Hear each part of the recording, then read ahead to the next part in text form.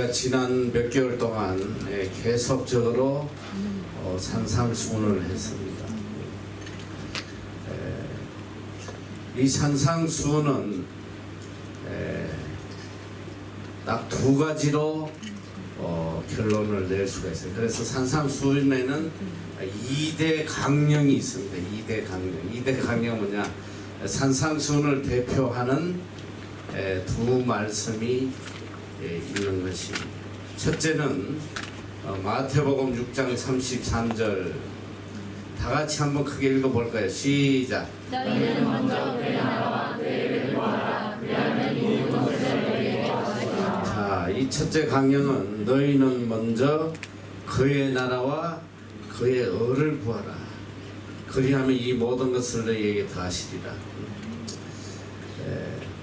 이 말씀은 하나님을 향한 어려움입니다. 우리가 어떻게 하나님을 섬겨나가야 하는지를 가르쳐 주는 말씀이에요. 우리는 이 땅에서 제일 중요한 게 하나님을 섬기는 것인데 어떻게 섬겨야 되냐?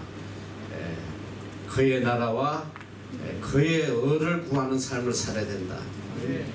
어떤 상황에서든 하나님을 섬기는 것은 바로 하나님의 의를 이루어 나가는 것이고 이 땅에 하나님의 나라를 이루어가는 것, 이것이 신앙생활이에요.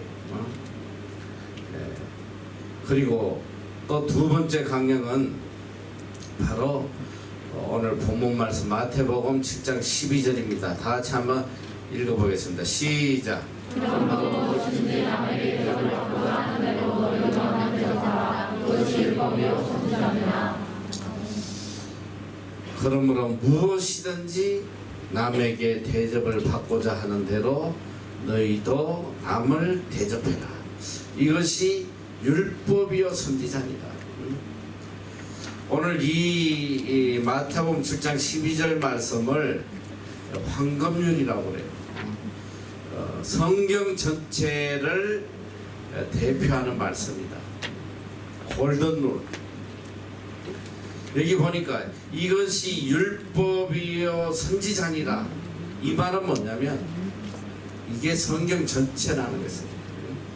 성경 전체의 말씀을 요약해 놓은 가장 중요한 말씀이다. 도대체 이 말씀이 무슨 말씀이길래 이걸 황금률이라고 이야기하나? 아주 평범한 말씀이잖아요. 무엇이든지 남에게 대접을 받고자 하는 대로 너희도 남을 대접해라. 굉장히 심플한 말씀이지만은 이 안에는 모든 것이 다 들어있다는 거예요.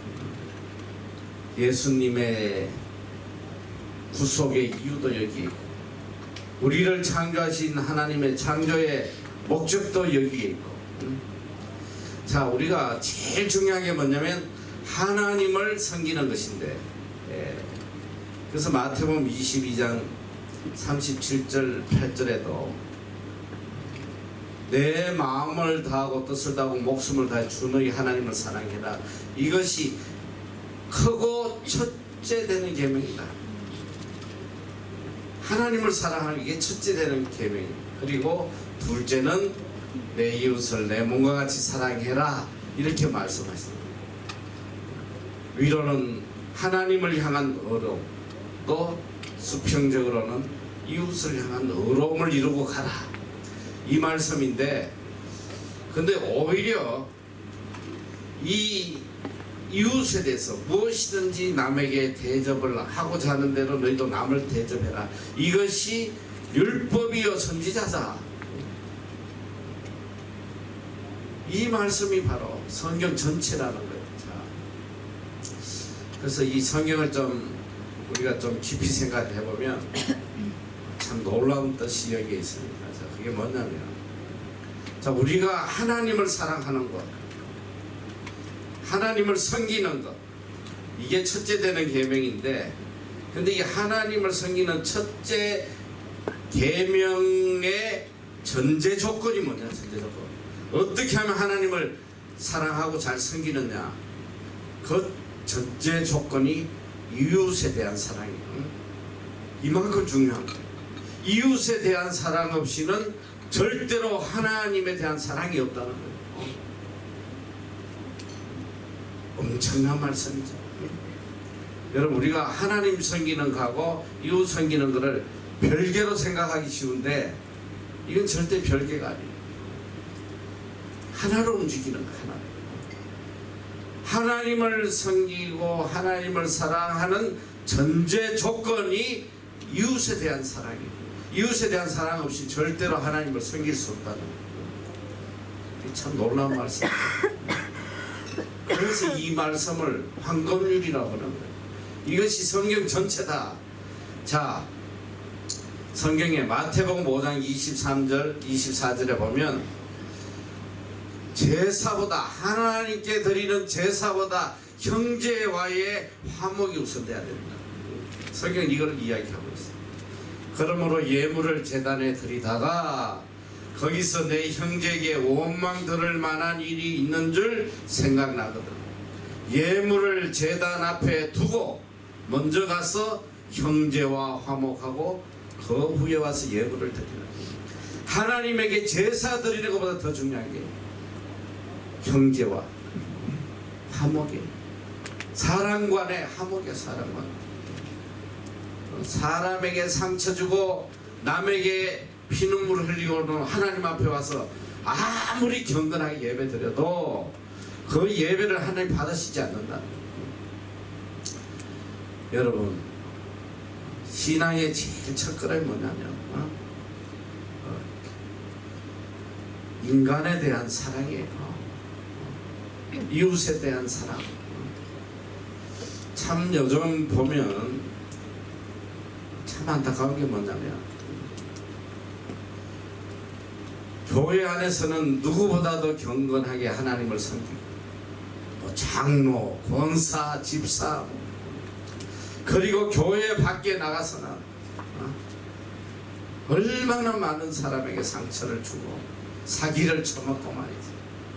내 유익만을 챙기기 위해 가지고 그냥 누나를 그냥 부럽다고 살아가는 이런 소위 그리스도인이 얼마나 많은지. 남에게 단돈 만 원도 손해볼 수가 없는 거야. 남에게 싸움을 해서라도 내 이익을 챙기는. 그리스도 교회 가서 너무 경건해. 장로님들 얼마나 경건해.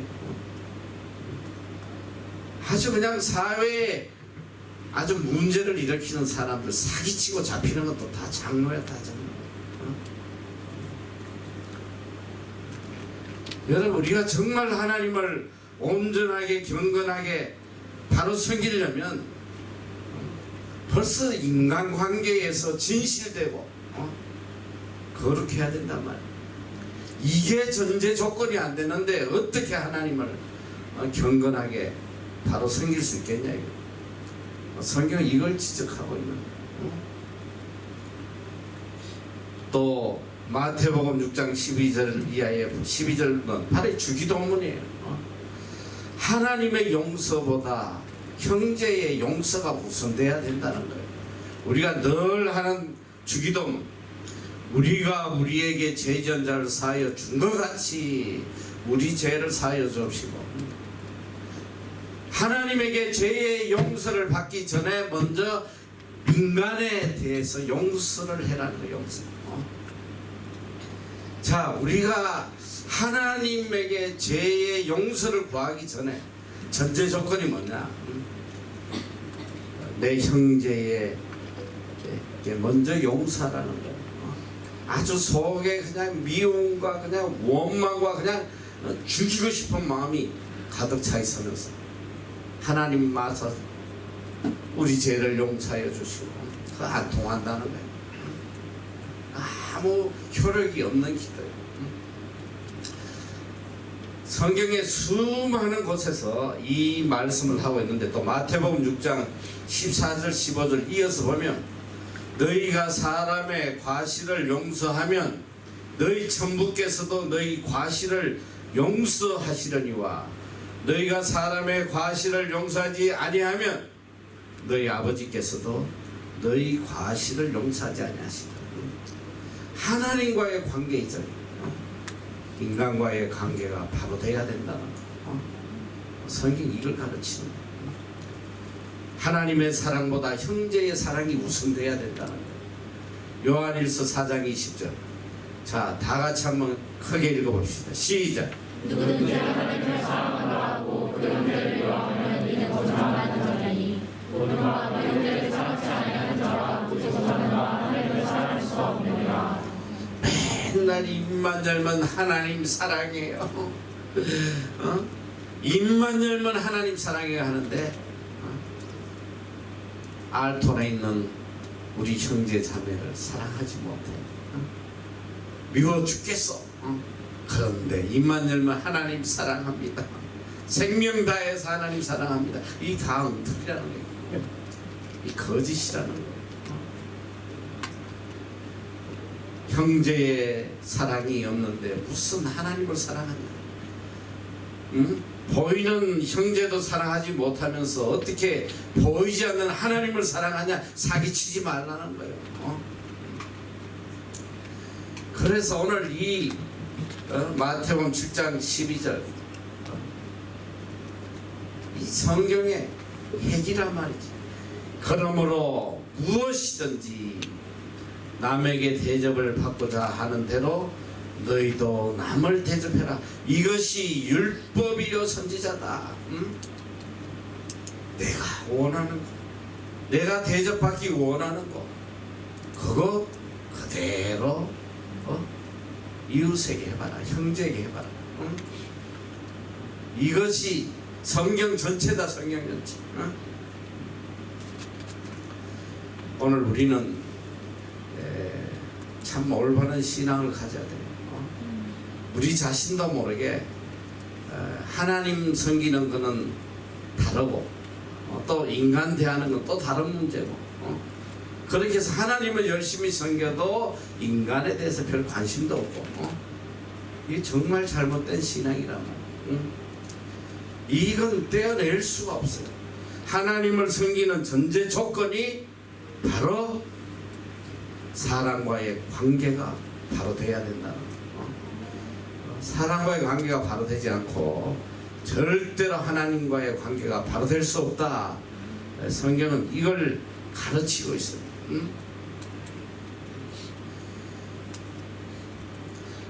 오늘 그래서 자, 대접해라. 남에게 대접해라. 무엇이든지 내가 원하는 거, 내가 대접받기를 원하는 거, 그거 남에게도 똑같이 해라. 여러분, 이게 다른 말로 이야기하면 뭐냐면 이웃에게 빛된 삶을 살아라는 거야. 빛과 소금으로서 살아라. 빛이 뭐냐? 너희 빛을 세상에 비추어서 그들이 하늘에 계신 너희 아버지께 영광을 돌리게 해라. 이 빛이 뭐냐? 너희 착한 행실을 통해서, 너희 착한 행실, 너희 선행을 통해서 세상 사람들이 너희 아버지, 하늘에 계신 아버지께 영광 돌리게 하는 거예요. 이게 남을 대접한다는 것은 또 다른 말로 이야기하면 일평생 이웃을 향해 선행하고 살아가서 그들이 감동받을 수 있도록 선행하고 살아라. 성경은 이걸 가르쳐주고 있어요. 창조의 목적도 선한 일 하라고 지으신다. 또 예수님이 십자가에 우리를 대속하신 목적도 너희를 선한 일 하는 친백성이 되게 하기 위함이다. 또 이 성경을 주신 목적이 선한 일 하는 데에 온전하게 구비되도록 그 가르치려고 주신 게 성경 말씀이다. 성경은 계속 어디에 포커스를 두냐? 이웃을 사랑하라는 거예요. 이웃을 사랑해라. 이것이 나를 사랑하는 길이다. 그걸 가르쳐 주고 있어.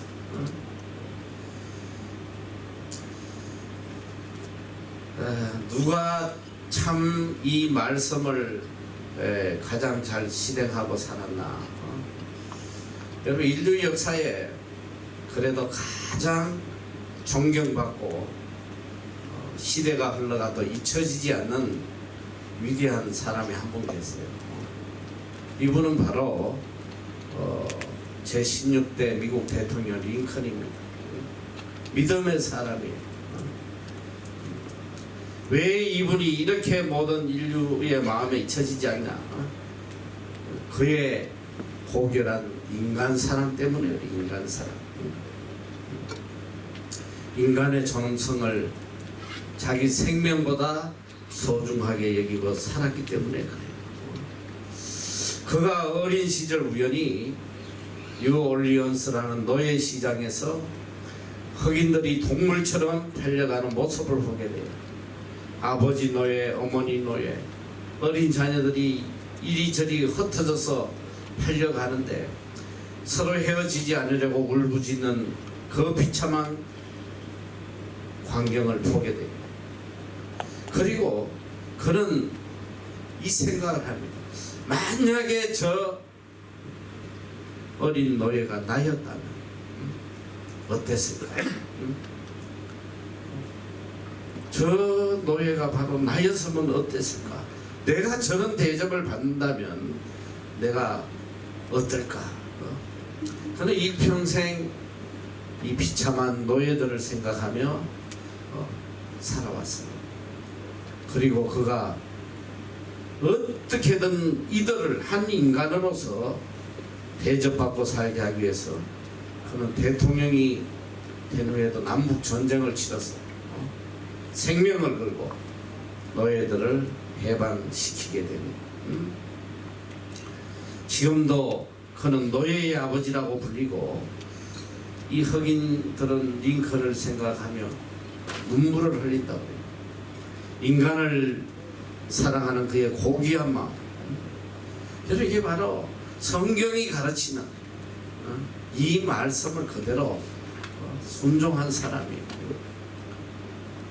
무엇이든지 남에게 대접을 받고자 하는 대로 너희도 남을 대접하라. 이게 참 쉬운 것 같은데 참 어려운 거예요. 이게 바로 예수 그리스도의 사랑을 실천하는 삶이거든.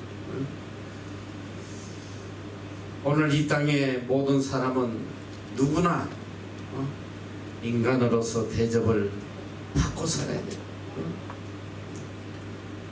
그런데 우리 마음속에 무엇이 제일 큰 문제냐?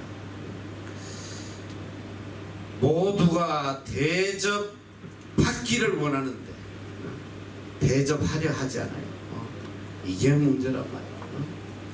다 나에게만 잘 대접해 주기를 바라지 내가 상대를 나처럼 대접하려는 사람은 흔치 않아요. 이 대접한다는 말은 사랑과 존경이 함께 포함된 말입니다. 단순히 어떤 물질적인 도움을 이야기하는 게 아니에요. 내 사랑과 내 존경, 내 마음을 다해서 그를 동일시하는 마음. 사실 이 대접한다는 말이 예수님의 긍휼히 여기는 마음과 같은 마음이에요. 컴패션. 이웃의 아픔을 내 아픔으로 여기는 것. 이런 마음이 있을 때에 대접을 할 수 있는 것이지. 특별히 세계 여러 나라를 다녀보면 이 한국 민족만큼 대접받기를 바라는 사람이 없어요. 대접은 잘 안 하면서 대접받기만을 원해. 혹시라도 내가 또 남에게 대접을 하면 내 인격이 무시되나 해가지고 대접도 잘 하지도 않아요. 남에게 대접하면 내가 깎이는지 알고 말이지. 그런 유교적 잘못된 사상이 우리 민족에게 특히 많아요. 높은 사람은 절대로 낮은 사람 대접하지 않아요. 왜? 자기 인격이 깎인다고 생각합니다. 나이 먹은 사람이 절대 나이 어린 사람 대접하지 않아요. 제가 뉴질랜드에서 살면서 보니까 정말 배울 점이 많아. 너무너무 배울 점이 많아. 이 언어부터가 다르잖아요. 우리는 존댓말이라는 게 있어. 나보다 나이 많으면 꼭 이 존댓어를 써야 돼. 근데 영어는 말이지, 이게 다 유야. 유. 엄마도 유, 아빠도 유, 대통령도 유. 참 이 나라 와서 참 그런 광경을 내가 많이 봤는데, 제가 신학교에 다닐 때도 보면 이렇게 티타임에 차를 쭉 마시고 이렇게 키친에다 놔두면 이 누가 처음 사냐 봤더니 제일 먼저 그냥 이거 애들 컵 닦고 하는 게 그 학장분이거든. 학장분. 나이 드신 학장분들. 그걸 당연시하고 기뻐해. 제가 이 초등학교에도 보니까, 초등학교에도 학부모들이 우리 한국에서 많이 방문해가지고 그 대접을 다 하고 이제 밤인데 다 가는데 끝까지 남아서 물걸레질을 하고 뒷정리하는 게 보니까 교장 선생님입니다. 이게 위로 올라갈수록 아주 남을 대접하는 게 몸에 배 있어요. 참 부러워요. 대접하는 거. 남이 나에게 해주기를 바라는, 그걸 남에게 그대로 하라는 거지. 오래전에 제가 한국에서 참 안타까운 뉴스를 본 적이 있는데, 우리나라는 이렇게 지하철을 타면 노약자석이라고 있어요. 노약자석. 나도 이제 하도 타본 지가 오래됐는데 아직도 있는지 모르겠어. 근데 우리 때는 있어, 이게 노약자석. 노약자석은 말대로 어린아이나 노인들이 앉아가는데, 저도 많이 앉아봤어요. 젊었을 때. 그냥 피곤하니까 그냥 앉아. 좀 미안하긴 해도 일단 뭐 사람이 없을 때는 앉아요. 앉아서 제일 먼저 해야 되는 게 빨리 눈을 감아야 돼요. 자는 척 해야 돼요. 안 그러면 창피하잖아요. 근데 참 자는 척 하는 것도 힘들더라고. 혹시 앞에 노인이 서 있나 막 그냥 떠볼 수도 없고 막 그러면서 끝까지 안 일어나고 가기가 참 쉽지가 않더라고. 근데 제가 한번 보니까 어느 날 보니까 이 고등학생 하나가 탔어. 이놈이 그냥 노약자석에 떡 앉아가지고 가방을 들고 이제 얼마나 필요하겠어.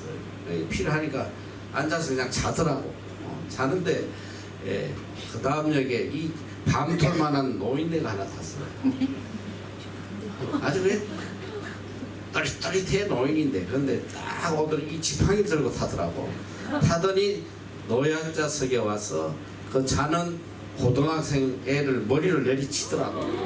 근데 얘 깜짝 놀라니까 말도 안 해.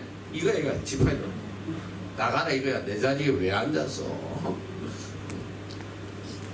그 애가 얼마나 수치스럽겠어. 그냥 좀 이해를 해주든지, 아니면 이 좀 톡톡 깨워가지고 내가 좀 앉자 하든지 해야지. 이걸 그냥 내리치는데,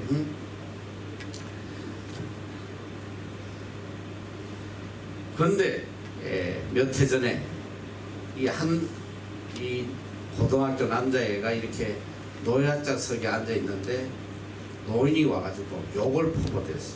이런 호로자식이, 이게 교육도 못 받은 놈이 막 욕을 하니까 얘가 수치를 많이 당했어. 그런데 이 할아버지가 내릴 때까지 기다렸다가 내리니까 뒤를 따라가서 계단을 내려가는데 뒤에서 발로 차버렸어. 그래서 이 노인이 죽었어요. 그래서 이 사회적으로 아주 톱뉴스로 나왔는데, 어쨌든 우리 마음에 대접받겠다는 이런 마음이 비극을 일으키거든요. 노인은 노인대로 좀 젊은 아이들 대접해주고, 서로가 이렇게 좀 대접하고 살면 사회 문제가 왜 일어나겠어. 우리 한국 사람의 특징이 뭔지 알아? 응? 제일 먼저 오면 만나면 몇 년생이에요. 몇 년생인지 생년월일부터 물어. 왜? 네가 형이냐 내가 형이냐 일단 따져야 돼. 대학교 몇 학번이세요? 몇 학번? 가는 데마다 그래. 나는 뭐 어느 큰 교회 갔더니 장로들끼리 몇 년도 장로요? 막 이러고 그러면서 몇 년 장로가 말이지 건방지게 말이지 막 이러면서 참 슬픈 소리가. 주님께서 말씀하시잖아. 남에게 대접을 받고자 하는 대로 너희도 남을 대접해라. 이게 기독교의 기본적 윤리관이란 말이죠. 이런 기본적 윤리관이 없으면 그 신앙이 절대로 바르게 되지 않아. 이게 가장 기본이 되는. 그래서 이 요절을 골든룰이다, 황금률이다. 이것이 성경 전체다. 이 구절만 제대로 알고 살아가면 성경을 다 알고 살아가는 것이다. 이것이 율법이요 선지자다. 무엇이든지 남에게 대접받고 사는 대로 너희도 남을 대접해라. 이건 아주 적극적이에요. 자원적이요. 먼저 사랑하고 먼저 칭찬하고 먼저 섬기고. 이게 바로 주님의 길이거든. 주님이 살아가신 길이에요. 상대가 나를 사랑하든 미워하든 그거 개의치 말고 먼저 선행해라. 희생적이요 적극적이요 창조적인 자세로 이웃을 대하는 거예요. 사랑해주기를 기다리지 말고 사랑받고 싶거든 먼저 사랑하라는 거야. 먼저 사랑. 이 인간이 왜 나에게 사랑을 안 하지? 이 인간이 왜 내 생일날 선물도 안 주지? 그러지 말고 먼저 하라는 거야. 먼저. 내가 받고 싶은 대로 먼저 해라. 이게 창조적인 자세입니다. 여러분, 하나님은 이 칼바르트 아주 위대한 말을 했어. 하나님은 사랑할 만한 대상을 찾으시는 게 아니라 사랑의 대상을 창조한다고 했어. 사랑받을 만한 사람, 어떤 놈이 말 잘 듣고 사랑받을 아인가 해서 찾아다녀서 골라서 사랑하시는 분이 아니고 어떻게 생겼든 어떤 모양이든 그걸 사랑의 대상으로 창조한다는 거예요. 사랑의 대상으로 만드신다는 거예요.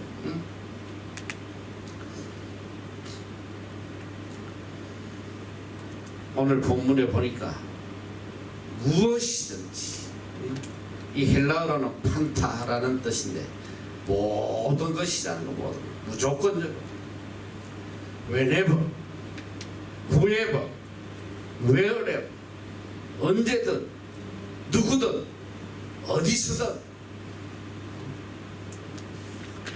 대접을 받고자 하는 대로 대접을 하는, 대접해라. 우리는 나에게 대접을 잘해주는 사람에게는 대접하고자 하는 마음이 있으나 나에게 교만하게 굴고 하는 이런 인간에게는 대접할 수가 없어요. 가만 보니까 제 마음에도 그런 게 되게 많아요. 나한테 와 조금 교만하게 굴면 밥도 사주기 싫어. 차도 말이지. 좀 잘 겸손하게 나한테 잘 대접하면 제일 좋은 차 태워서 보내고, 좀 삐딱하면 갈 때 우리 학교 버스 태워 보내고. 내 마음에도 그런 게 있단 말이야. 그런데 주님은 따지지 말고 묻지도 말고 누구에게든지 먼저 네가 먼저 대접해라. 네가 먼저 최고로 대접해라. 대접하라는 말씀은 헬라어로 포에오라는 단어인데 이거는 doing이야. doing 행동을 말씀하시는 좁은 의미에 뭐 밥 사주고 뭐 물질적인 도움을 주는 게 아니고 그가 너에게 행하여 주기를 바라는 모든 것 그대로 네 삶 속에 행함으로 그에게 다 보이라는 거예요. 이것이 대접하라는 말씀. 이 말씀은 명령입니다. 하나님의 명령이에요. 대접해라. 강제성을 띤 명령이에요. 어떻게 대접할 건지 네가 알아서 해라.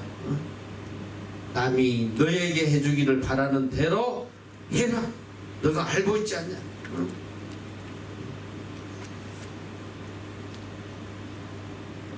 이 사람의 마음에는 누구든지 상대가 나를 잘해주기를 바라는 마음이 다 있어요.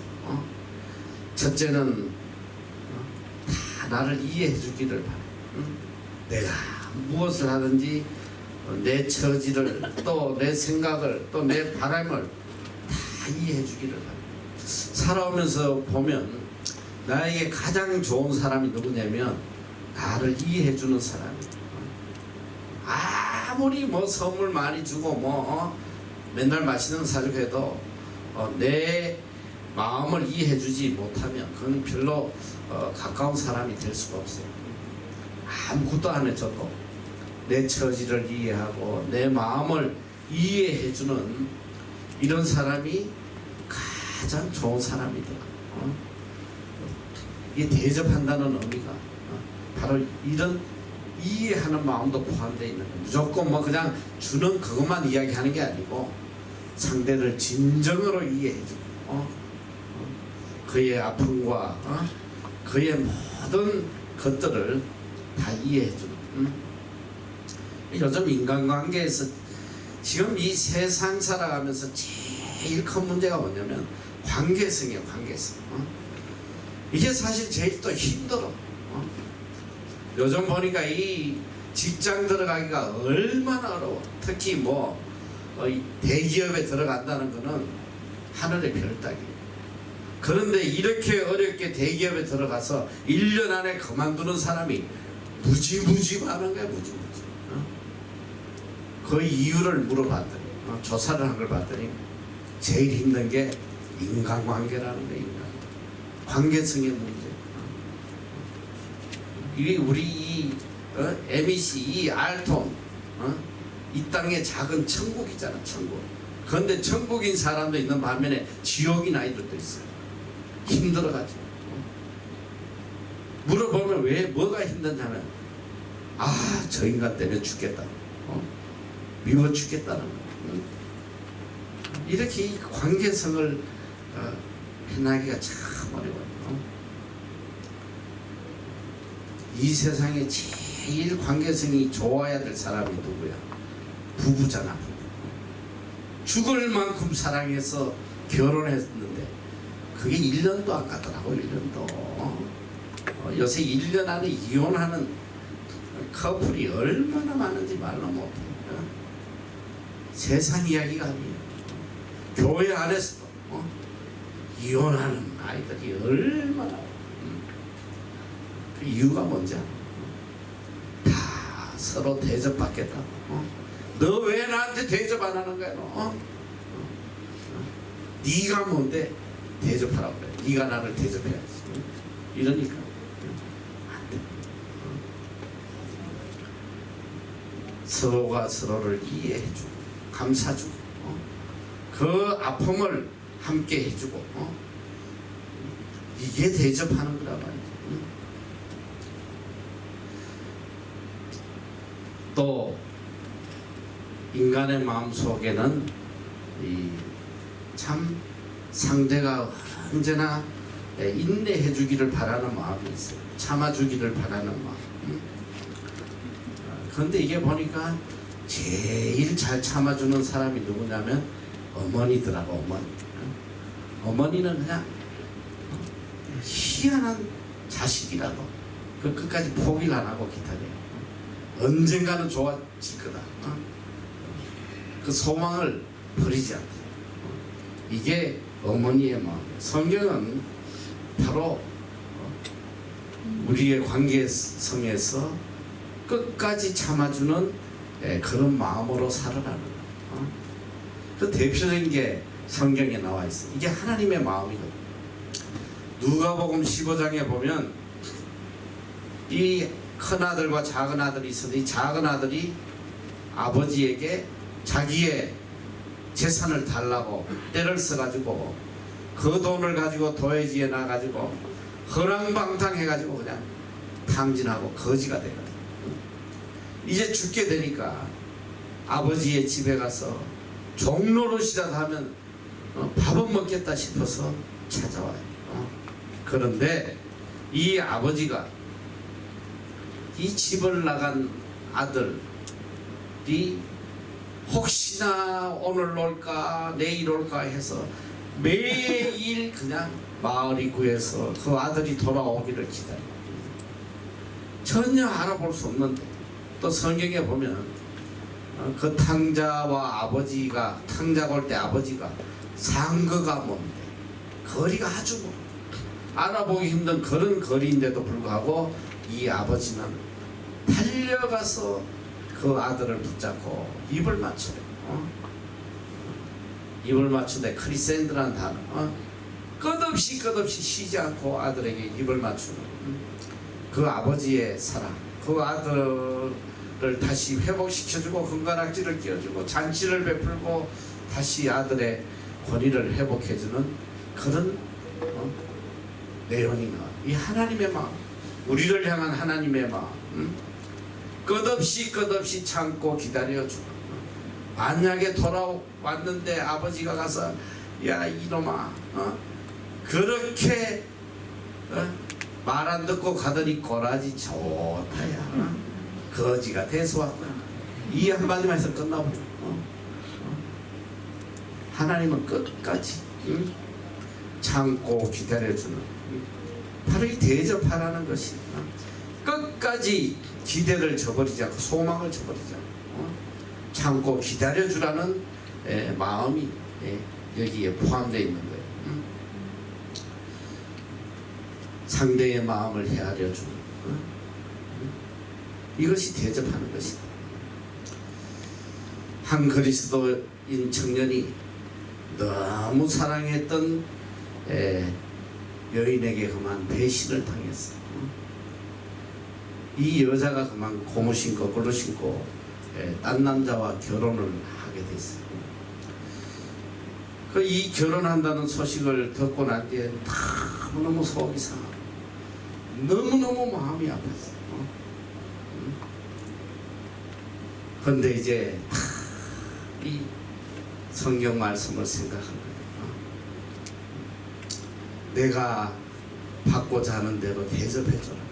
그래서 그가 그 아픔을 다 억누르고 복을 빌어줘야 되겠다.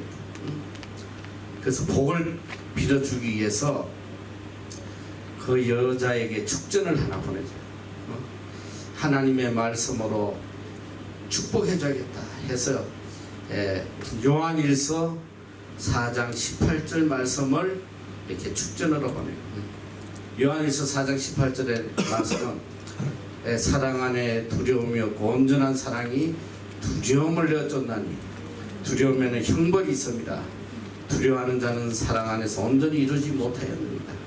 두려워하지 말고 행복하게 살으라고 이걸 보냈는데, 그만 실수로 요한일서 4장 18절이 아니고 요한복음 4장 18절이 잘못 가버렸어. 내가 남편 다섯이 있었으나 지금 있는 자는 내 남편이 아니니 내 말이 참되도다. 참 재밌는 이야기인데 어쨌든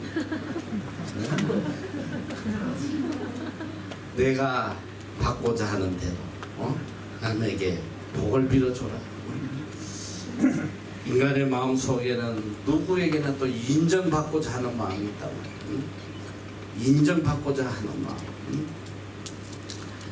우리가 알게 모르게 살아가면서 이 남을 무시해요. 여러분 이 남을 무시하면 그게 다 나에게 돌아온다는 거. 성경은 그걸 가르치는 거야. 내가 남에게 하는 행동대로 내가 그렇게 받게 돼 있어. 이게 성경의 원리거든. 그래서 누구를 비난할 때 이 손가락을 이걸 이렇게 한다면 손가락. 그러면 이제 한 손가락은 남을 비난하지만 이 세 손가락은 나를 비난하는 거야. 내가 3배나 받는다는 게 비난. 그리고 더 중요한 건 위로 하나님을 비난하는 거야. 그래서 우리는 절대로 남을 비난하지 말고 서로 존중해라, 존경하고 높여주고 인정해주고 그렇게 살아라. 이게 바로 예수 그리스도의 마음이에요. 예수님이 이 땅에 오셔서 누구와 가장 친했냐? 바로 창녀들과 세리들, 모든 이스라엘 민족이 손가락질하는, 인간 취급하지 않는 그들을 가장 가까이, 그들을 가장 사랑하시고, 그리고 특별히 성경에 보면 이 18년 이 귀신 들린 여자, 이 여자를 보면서 아브라함의 딸이라고 말씀하세요. 남들은 다 미친 여자라고 손가락질하죠. 주님은 아브라함의 딸이다. 그리고 그 병을 고쳐주세요. 그리고 이 막달라 마리아, 창녀, 그렇게 모든 사람들이 손가락질하고 예수님이 가까이 한다고 비난을 하고 했지만 끝까지 그를 존중해 줄 때 마지막까지 제자들은 다 도망갔으나 이 막달라 마리아는 끝까지, 무덤까지, 또 부활하신 예수님을 제일 처음 만나는 그런 위대한 믿음의 사람이 되는 거예요.